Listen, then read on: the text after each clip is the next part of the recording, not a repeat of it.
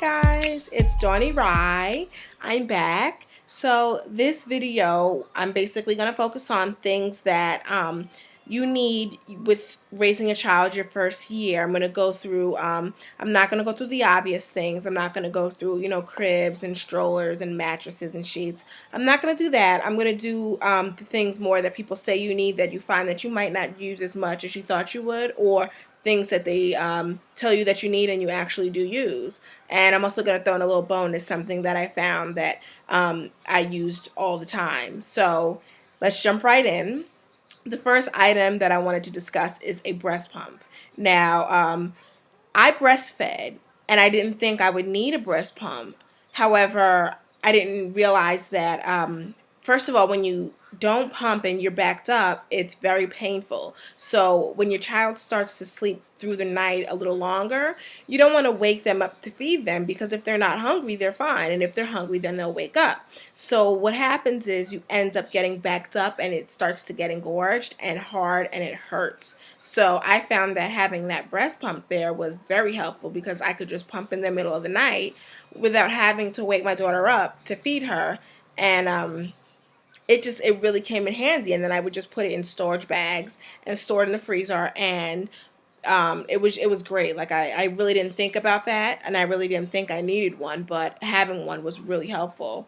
I had the Medela hand pump. It wasn't the electrical one. It was just the one single hand pump, and I found that it worked just as great as the one that I used in the hospital, which was the electric Medela. So you don't have to go out and spend a ton of money on one if you're breastfeeding. Just get a little hand pump one. Medelas are really good, and they work just as great. And I found that I took it with me everywhere, and it kept up, and I thought it was excellent. Next is the Boppy. I found that the Boppy was very helpful to me because I breastfed. So a lot of the times I would put her on there to feed, and it helped me to prop her up, and I didn't have to be hunched over feeding her, because I was having a lot of back problems. So the Boppy did help because it kept me from hunching over, and it propped her up to me. It also was useful because when you're just hanging around, you put the child in the chair and they just hang there. If you don't always want to hold them, or if you want to put her down to get a bite to eat, you just put her in the Boppy and you just face her so she can see you and she knows you're there, and you can do whatever you need to do. I wouldn't leave them unattended in the Boppy, but if you're there and you have a watchful eye and they're in hands reach, I say Boppy it out, because I loved that Boppy, and I used it even to when she was in sitting age. I would just sit her up in the Boppy and she would just play and grab all her toys around her. So I definitely think the Boppy is something that is useful and you could use. Next is the sleep sacks. So sleep sacks are basically, they're like nightgowns with joined feet. It's like a sack. And I found that I use the sleep sack all the time. If you live in an apartment and you don't really have control over the temperature like we don't, the sleep sacks are great. I would just at night put her onesie, a nightgown, and then put her in a sleep sack, because you don't want to bundle them up in too many blankets too early when they're so young. So I found that the sleep sacks were great because they're warm, they're that fleece material, and you don't have to bundle them up and worry through the night, like, did I put too many covers? Is it going to smuggle her? She has on a sleep sack, so she's warm, and it's not going to, come into her face and block her breathing. So I really think sleep sacks are helpful. Next is the glider or the rocking chair. I'm not going to lie, at first I was just like, I don't need a rocking chair or a glider, but my mother got me one as a gift, so I used it. I put it in her room, and I didn't think I would, but for about a month, Zola went through a phase where she was extremely, I don't know if she was colicky, but she cried a lot. So at night, I would have to rock her to sleep, and sometimes it would take hours. So I would sit in that rocking chair and we would just rock. So I definitely think that if you have the space for it, a rocking chair, it's good and it's comfortable to chair. Now we use it before we go to bed. We do our bedtime stories. So definitely think a rocking chair comes in handy.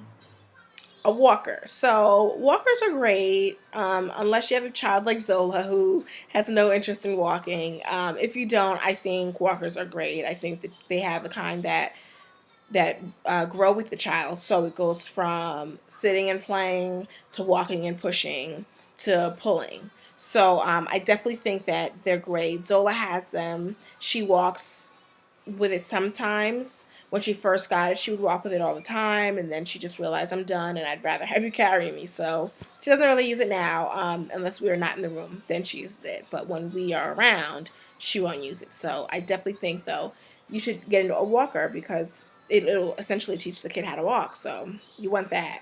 Baby carriers. So I had a baby carrier with Zola, and it was godsend because we live in an urban area. We live in Brooklyn, so there's a lot of subways, there's a lot of trains, and I didn't want to have a big stroller on the subway, so I would just bundle her to me, and we would just go on the train like that.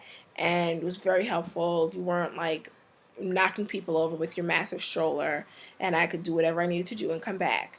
However, now she's a little too heavy, and I couldn't even make it around the block with her in that thing. But when they're size appropriate, I definitely think if you live in an urban area, carriers are definitely good.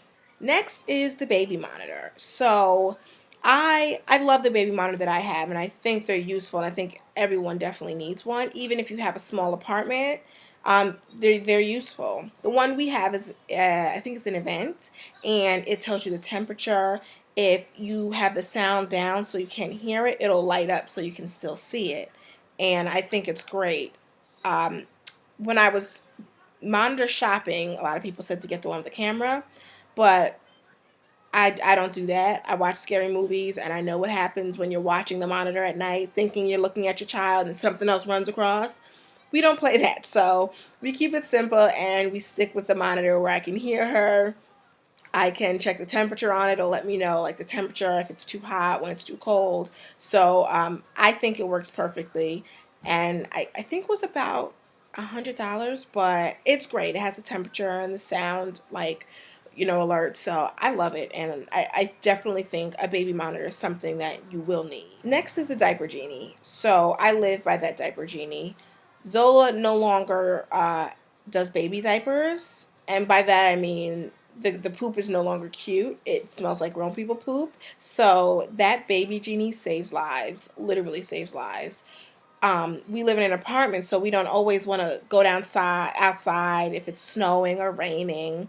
That Diaper Genie holds a ton of diapers, and it really holds that smell. You don't even know that there's diapers in the house because one diaper literally will smell your whole house up. So that Diaper Genie is awesome, and I definitely think that if you live in a small apartment, you should probably invest in one. So the humidifier we actually use a lot, and when Zola was younger, she had like she would have breathing issues. So I found that the humidifier kind of calmed her breathing down at night, and I mean, whether it helped her or not, it gave me a peace of mind because her breathing just sounded better. So I definitely think that you should probably invest in a humidifier.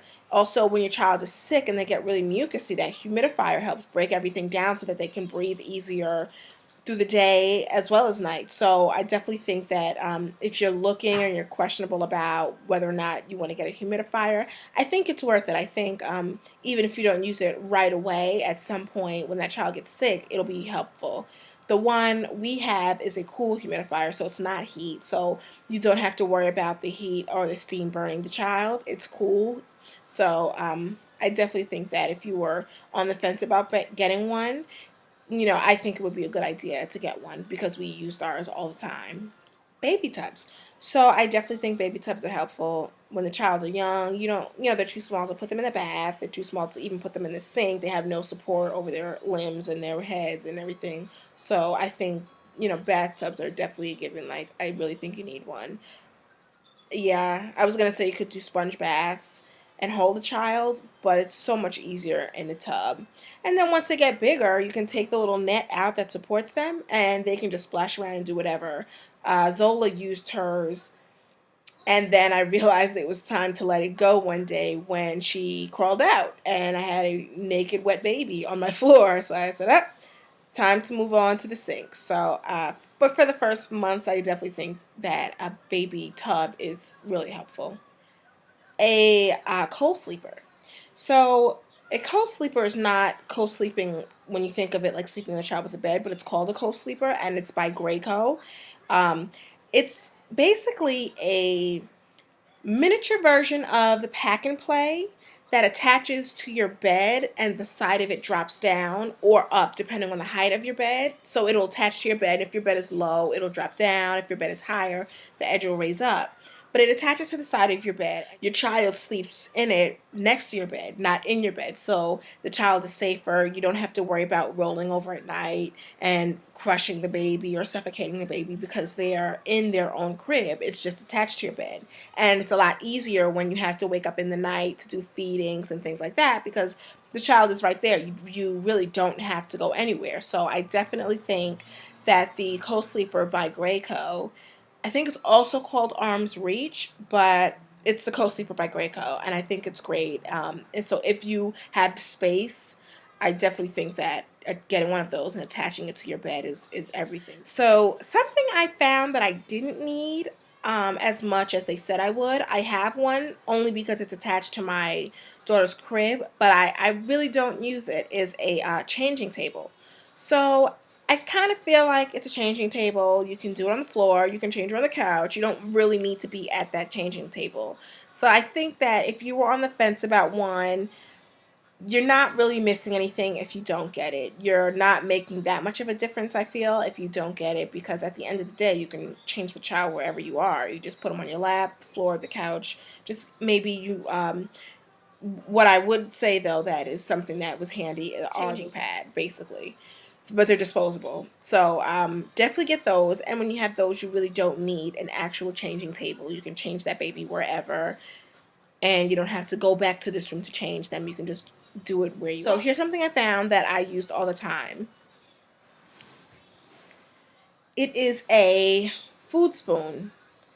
This thing is a lifesaver. So basically how you use it is you unscrew the top and you put the food in.